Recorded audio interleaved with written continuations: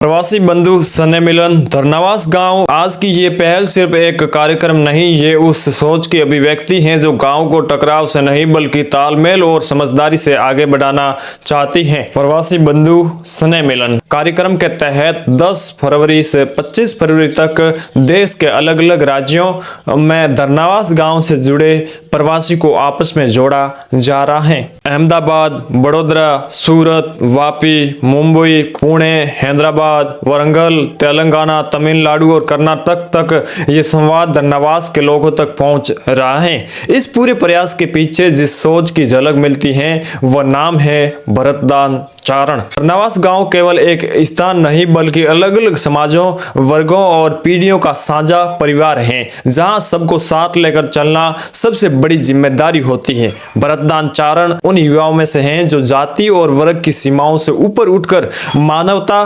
भाईचारे और सामूहिक सहमति की बात करते हैं ताकि कोई भी वर्ग खुद को अलग न समझे। गांवों में मतभेद स्वाभाविक हैं, लेकिन उन्हें टकराव नहीं बल्कि समाधान में बदलना ही समझदारी होती है। यही वजह है कि भरतदान चारण कानूनी सज्जनों के बजाय आपसी संवाद बैठकर बातचीत और समझाइश के जरिए रास्ता निकालने पर विश्वास रखते हैं, जिससे गांव में सामाजिक संतुलन बना रहता है। सरकारी योजनाएं तभी सार्थक होती हैं जब वे कागजों से निकलकर लोगों तक पहुंचे। लोगों को एक जगह बैठाकर योजनाओं की जानकारी देना, आवेदन प्रक्रिया समझाना और लाभ को धरातल पर उतारना ही उनकी कार्यशैली का अहम हिस्सा रहा है। उम्र से युवा लेकिन सोच से परिपक्व भरतदान चारण ये भली भांति जानते हैं कि गांव को आगे बढ़ाने के लिए सिर्फ उत्साह नहीं बल्कि संयम, संतुलन और सबको साथ लेकर चलने की क्षमता जरूरी होती है। प्रवासी बंधु स्नेह मिलन के माध्यम से वे लोगों की सोच, उनकी अपेक्षाओं